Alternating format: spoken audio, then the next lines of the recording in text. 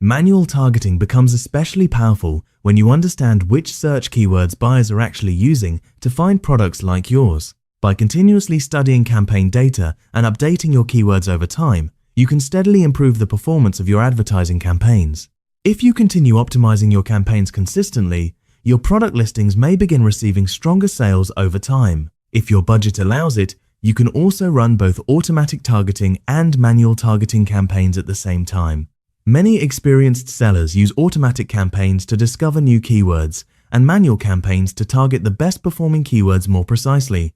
In some cases, certain products perform very well in automatic campaigns because Amazon's algorithm identifies relevant audiences effectively. In other cases, manual campaigns perform better because the seller has more control over keyword targeting. Therefore, new sellers should test both targeting methods and carefully monitor which campaign type is generating better sales and stronger results.